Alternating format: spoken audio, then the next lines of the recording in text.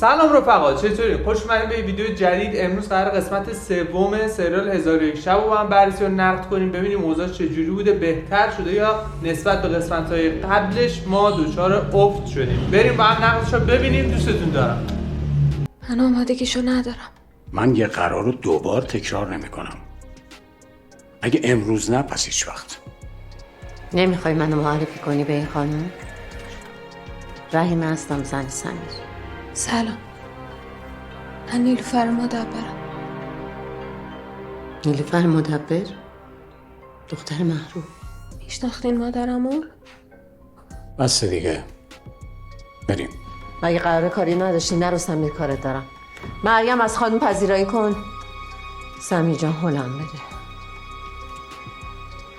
الان برگردم. ته وقاحتی حالم داره به هم میخواد. گردت پیش دختره گیر کردی. چرا اینجا؟ چرا اینجوری داری منو تهدید میکنی؟ من برات بلیط گرفتم، بهترین جا رو گرفتم، بهت گفتم برو. بلیط یه طرفه بود. قرار نبود برگردم ببینم تو چه کثافتی غرقم. بریم سراغ تحلیل قسمت 3 ببینیم اوضاعش چجوری بوده. من همین الان قبل ویدیو فیلمو تموم کردم این قسمتو. من چند روز پیش دیدم قسمت 3 رو. دیگه ببینیم چجوری به نظر قسمت 3 چجوری بوده. اول نسبت به داستانش ببینیم چجوری بوده. بهتر داستان شده نداره این قسمت و مقایسه نسبت به قسمت‌های قبل ببینیم چجوری نسبت بوده. به قسمت‌های قبل بهتر بوده. خب منم از ولی هنوزم که هنوز داستان نداره، گنگ داستان، هیچ رازآلود ما توش مشاهده نمی‌کنیم. بازیام هنوز واقعا بدن.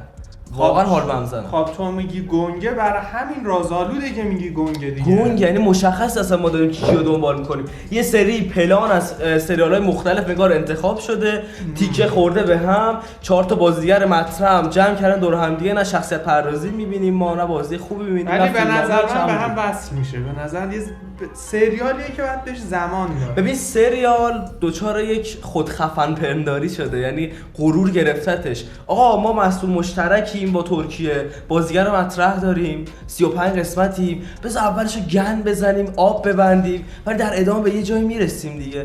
دوچار این شده سریال. ببین به نظر من مخاطب احترام نمیذاره.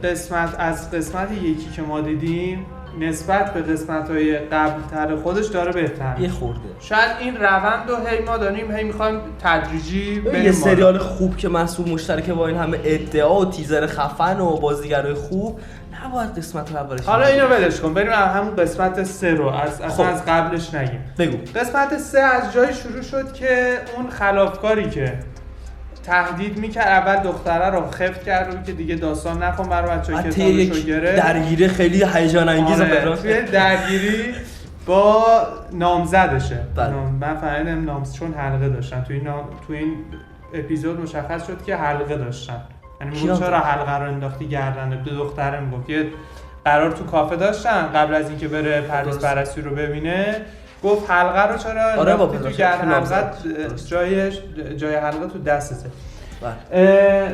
همون خلافکاری که توی قسمت دوم تهدید کرد این نامزده رو، با شروع قسمت 3 ما فهمیدیم که با طاها، یعنی شخصیت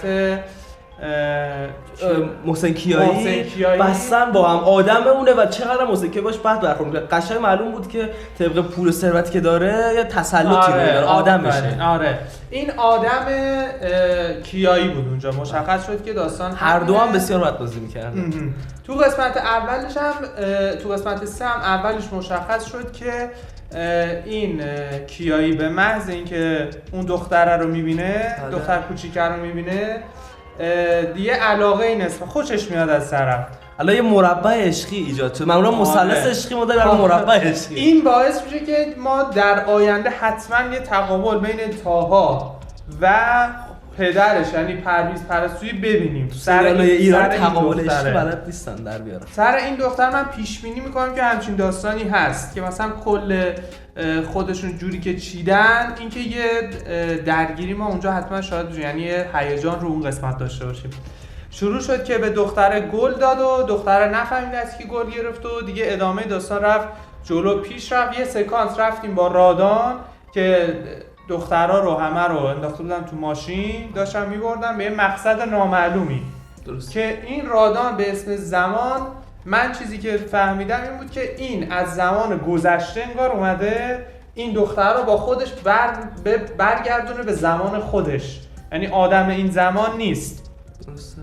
برای همین توی راهی که با کیایی راه افتادن که دختر رو ببرن دیگه، اونجا فهمیدیم که دخترها رو کیکی انداخته تو ماشین، یه مسیری رو دارن میرن، وسطش هم به یه دختری برخورد میکنن که از توی جنگل یهو اومده بیرون، جلوی ماشین قش میکنن که فهمیدن اون آخرین بعد دخترش. نمیدونم مثلا افراد دیگه یا مثلا توی سریال داریم میگیم خب چرا میرن مثلا با همچین کسی مواجه نمیشن؟ باید این دو نفری که دنبالشن یهو بیاد وسطش خیابون جلوی ماشین اینا وایسه، یه خورده بی منطق پیدا میکنن این افرادو. فقط میخواد جمع کنن دیگه برن تو فضای ماورایی که اصلا داستان یه جوری پیش ببرن. خیلی بی منطق. میگفت که دیگه ما آخرای کارمون رو دیگه وقت نداریم و فلان و بسار. فیلم اینجوری داستانو پیش برد که آخرین دخترم بیاد تو کار و دیگه تموم بشه. یعنی ما فکر کنم از اینجا داریم میریم تو اون قسمت ماورایی کار تقریبا. چون تموم کار این دنیا انگار تموم شده، ردیف کردن. خود تاها هم مثلا ما نفهمیم چجوری با رادان آشنا شد، چون هی میگه من نمیدونم تو داری چیکار می‌کنی. ببین ضعف سریال همینه، پیشینه ندارن بازیگرا. این ضعف نویسندگیه و ضعف کارگردانی که به اینا نمیپردازه. شاید هم نبوغ نویسندگی ها، شاید ما وسطای کار بفهمیم داستان چیه. ببین تو هم اولش گفتی آشغاله، من گفتم بذار زمان بدیم. آقا شخصیت پردازی وجود نداره، نبوغ نویسنده است که شخصیت پردازی ما نداریم. مثلا نمیفهمیم بازیگرا توی کجای این جهان داستان ما قرار دارن. ببین یا کار آشغاله یا کار خیلی خوبه. باید زمان بدیم. الان قسمت 3 بهتر نشده بود خدایی نسبت تا سطح یک کمی. ببینید نقطه قوتی که داشت این بود که بیشتر روی خانم پانتا پناهی و زندگی که داشت زوم کرده بود و این بازیگر خوب بود. من قسمت قبلی یه سری سکانس ازش دیدم گفتم بده، داره معمولی بازیگر خیلی خوب بازی کرد. واقعا حس اون زنی که داره بهش خیانت میشه میخواد بپوشونه به حفظ آبرونا داره خوب بازی کنه، ولی اون پیشینه‌ای که با شوهرش داشتن زندگی خوب در نیاورد. یه فلش بک هم ما داشتیم برای مامان نیلوفر، خیلی خودشون خوب بازی میکنن، نقش مامانه رو هم بازی میکنن، دو نقش بهشون میدن. ماشاءالله سرمایه‌گذار پولدار چه نفوذی داره رو سریال. هی داره کامبک میزنه و نشون میده چه اتفاقی افتاده. اینجا این پرویز پرستو انگار عاشق مادر نیلوفر بوده. مثلا با این ازدواج کنه که یاد اون بیفته. داستان داره به سمت این موضوع پیش میره، ولی حالا باید ببینیم باز پارتای بعدی چی میشه. از لحاظ داستانی یکم بهتر شده بود، یعنی داشت پارت با جزئیات انگار داشت توضیح میداد. جزئیاتی ما نداشتیم، نه ببین کلا کلیات بود. تو قسمت‌های قبل ما خیلی یهو اتفاقات به هم برخورد می‌کرد. با قسمت‌های قبل که اصلا مقایسه نکنین قسمت بهتر شده بود. ببین نسبت به قسمت‌های قبل آره، ولی اون چیزی که ما می‌خواستیم اصلا نیست. یعنی سطح بسیار پایینی قرار داره. ببین این سطح پایین قسمت قبلیه چیه؟ خب تو نسبت به قسمت قبل مقایسه کن. آشغال. کلا آشغال. کلا سریال آشغال. آقا جمع کنید بریم. تمام شد.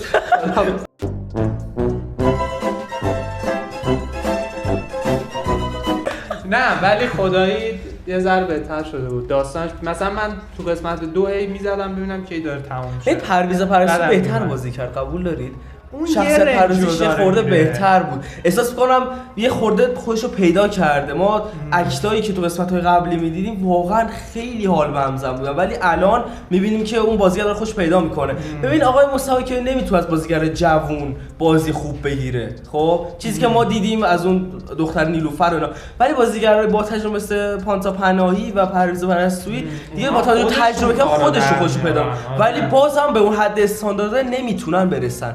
چون یه جای دیگه اجازه نمیده اون فیلم نامه اون داستانه که این بازیگر خودشون رو بکشن بالا، باید تو همون سطح پایینه بمونن. ببین پرویز پرستویی شخصیتش تو این سریال آدم خودرأی مغروره و خواستای خودش فقط براش مهمه، آدم خشن و بی‌احساسیه، اصلا براش این چیزا مهم نیست. ولی یه بیفی، یه درگیری با بابای نیلوفر قبلا داشتن. مثل که آره چیزی که تو داستان الان یادم اومد این بود که بابای نیلوفر عشق قدیمی پرویز پرستویی رو گرفته، ازدواج کرده باهاش، که پانتا بهرام تو پانتا پناهی توی قسمتش گفت که تو نتونستی مادر اینو به دست بیاری، حالا میخواد خودش. آره یه نکنی کارو، همسن دخترته فلان. میشه گفت که این درگیری و این خشن و این ضربه‌ای که میخواد پدر نیلوفر بزنه از گذشته اومده. یه سال اون زنی که اونجا هستش و با نیلوفر در ارتباطه، مثلا توی خونهشون کار میکنه یا مامانشه، مثلا کلفت درسته کنیز زن باباشه. آها زن باباشه. ببینید شوهرش خب مرد اون خانواده تو بیمارستانش بده، آشیان گم شده، معلومه چه بلایی سرش اومده. نیلوفر داره توهم میزنه. خب اون وقت میگه نیلوفر جان بیا برو صبونتو بخور قربون شکل. چقدر بد بازی میکنه بازی. اون وقت برمیگرده میگه که مثلا چی گفتش نیلوفر؟ گفتش که اون مرد رو میشناسی؟ پرویز پرستو داشت. یهو میره توی غم خاصی، تو این همه مشغله داری تو زندگی، یهو یاد آدم میفتی اینجوری میشی. میگم پیشینه ندارن همینه، الکی غمگین میشن. زیاد نقد اصلا معلوم نیست کی اصلا. اگه اینقدر بی ارتباطی نسبت به این خانواده که مثلا نه تو احساساتشون شریکی، نه تو غمشون، نه تو یه بار نرفتی بیمارستان فلان، بس چه جوری یهو به گذشته یهو فکر میکنه اونو میشناسه فلان، بعد یهو هم کات میخوره نشده بهش. فکر کنم خیلی خفنن گنگن مثلا این کارا رو در میاره. بعد یه اتفاق خیلی بد این بود که دختره بعد از این که مثلا وایس پدره رو تو قسمت قبل شنید، بدون شوکی، بدون ناراحت شدنی فلان، ما هیچ اکتی تو این بازیگر نمیبینیم چون بازیگر نیستنش. بعد اومد تو قسمت سوم یهو با پسر قرار گذاشت که من یه جورایی انگار داشت بهش میگفت من کات میخوام باد کنم، دیگه نگو من دوست دارم و اینا. یهو رفت خونه یارو. تو یه بار یارو دی چجوری میری یهو خونه یارو؟ میدونی چی میگم؟ ببین اکتی که خانم پانتا، این تصادفات اتفاقات تو قسمت 2 خیلی بیشتر بود. الان یه خورده نرمتر شد ولی باز یهو عقدشون رو نشون داد. دیدی؟ میگم اینا یه خورده اتفاقات رو سریع میکنه، حالا آدم یه ذره بر. ببین اکتی که خانم پانتا پناهی داشت خوب بود نسبت ورود اون دختره. یه جور بی‌توجهی بود که مثلا می‌خواست فقط شوهر نگه داره، یه جوری مثلا بالا سرش نگه داره، با که کتکش هم زد فلان اینا بود، خیلی خوب بود. ولی مثلا اون آهنگ غمگین که گذاشته بودن، یه دفعه نیلوفر نشون میداد، پرویز پرستو نشون میداد، پدرام شریفی. بعد پدرام شریفی چه جوری اصلا پیگیر نیست، رفته تو خونه فرد غریبه. بعد معنی چه اتفاقی چیکار؟ فقط وایساد دم در خونه یه جوری نگاه میکنه، یه زنگ نمیزنه چه خبره؟ تو برای چی رفتی اونجا؟ چرا اون حرفا رو تو کافه به من زدی؟ اینا رو سریال گذاشته واسه قسمت 4 قرار نیست همه رو توی یه قسمت جا کنه که. خب دیگه عقدم تموم شد. نه اون که نمیدونه، فقط نشون داد که این خونه یارو رو پیدا کرده، یعنی تو قسمت بعد حتما به این موضوع پرداخته میشه، یعنی یه درگیری تو این موضوع ایجاد میشه. امیدوارم. ولی اینکه اینقدر زود عقد کرد، این هنوز تو بیمارستانه، این یه خورده عجیب غریب شد دیگه این داستان. ولی از لحاظ نقطه قوت این سریال فیلم برداریش خوبه خدایی. افتضاح. نه یه ذره متفاوته. اصلا خوب نیستش. داداش 2 تا دیالوگ ساده داره رد و بدل میشه توسط بازیگرا با پشت فیلم بردار. اینجوری میشینه اینجوری. این چه کاری آخه؟ اصلا مرموز بودن توی دیالوگان نیستش. ولی این فیلم بردار اینجوریه. چرا؟ اگه نسبت به مثلا رازآلودیشون با برای بودنش و اینا فکر کنی، فیلم برداری مناسب اون فضا هست. بذار بره توی اون فضا. بعد مناسب هست. فیلترهایی که رو خود فیلم گذاشتن خوبه، ولی افراطی نباید ازش استفاده کنن. یه هر جایی و این حرکت پیش بیاد این بر میکنن. این بر چه کاری آخه؟ بعد رادا خیلی خشک بازی میکنه، بدتر از اون بازیش با شخصیت تاهاه. یعنی اصلا خود تاها هم خیلی شخصیتش فعلا بده. اوضاع سریال فعلا زیر 4 زیر 3 نمرای سریال، زیر 0 میشه گفت. امیدوارم بهتر بشه. ببینید واقعا برامون بد بازی میکنه. اون تیکه‌ای که رفته بودش مثلا ننه چی بود خوبه، ولی اینجا خوب بازی نمیکنه. میگفت ننه رو هم چی بود، ننه چی رفته بود توی اون فضای عجیب و غریب. این پرده رو که کنار میزد انگار کارگردان گفت خب اینو بزن 2 ثانیه صبر کن، اینو بزن. خیلی مصنوعی بود همه چی. و اینکه دیگه ضعف سریال شخصیت پردازی موج میزنه. نبودنش یه خورده روند سریال یه ذره داره بهتر میشه، خیلی کم، خیلی شیب، خیلی ملایمی داره بهتر میشه. نه ولی یه جنبندی کنیم بریم حالا ببینیم قسمت 4 چجوری میشه. شاید 4 بهتر بود. از لحاظ داستانی یه خورده یه شیب ملایمی داره بهتر میشه از نظر من. یه ذره داره روندش خوب میشه ولی این باز سریالی که هنوز اینجوری شخصیت‌ها ناپختن 90 ثانیه خب یه جا میره با مخ میخوره زمین دیگه هیچ بیننده‌ای نداره. بهت قول میدم نباید اینجوری حالا بره. باید ببینیم جلو قسمت چجوری بعدی اگه رشد کنه یه نیمچه امیدی در حد 1% هستش، ولی اگه بخواد قسمت بعدی مثل قسمت 3 باشه فاتحه سریال خونده ببین است. جنبندی من اینه که کلا سریال 2 تا راه داره. یک این که داره انقدر اتفاقات رو زود به هم چفت میکنه که برسه به اون اتفاق اصلیه، یا میخواد مخاطب رو با این اتفاقاتی که سریع میخوره به هم نگه داره. بعد ببینیم اوضاع چجوری. من احساس میکنم شاید یه خورده روند سریال بهتر. ما اتفاق یه اصلی جنبندی داریم. کلی کن. ما اتفاق اصلی داریم مثل زیر شاخه داریم. آره. باید اونا خوب باشه، پایه‌گذاری خوب باشه تا برسیم به اون بالا. هر چرا میخواد ماسمالی کنه اون بالایی مفهومی برای ما نداره. درست شد؟ خب مفهومی نداره. این بی‌دلیل فقط خواسته برسه به اون بالا دیگه. خیلی معلومه، خیلی تابلو. خب جمع‌بندی نمره‌ای که نمره بدیم دیگه. از یه نمره کلی بده. نمره کلی 0. نه یک صفر بده. بدم. یک نمیدم. سر قبلم گفت نمیدم. بهتر شده. نمیدم. نسبت به قسمت بعدی دیگه در نظر میگیرم. نه. باش من به این سریال به نسبت اتفاقاتی افتاد من قسمت 2 رو هی می‌زدم جلو، خدا وکیلی. قسمت 2 رو هی می‌زدم جلو. من فکر کنم 2 یا 3 دادم قسمت پیشو. من به این قسمت میدم 4. بریم جلو ببینیم اوضاع چجوریه. امیدوارم قسمتی بیاد که دیگه آقای بهرانی رو توش نبینیم.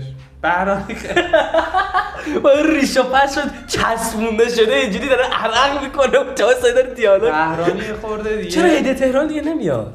کجا رفت اصلا؟ اینا همه تو قسمت‌های بعد رفت پیدا جمع می‌کنن. کن. چفت میشن. چفت میشن. تو چند میدی؟ 0. من چند به من 4 میدم به سریال. بریم جلو با هم ببینیم موضوع سریال چجوری میشه.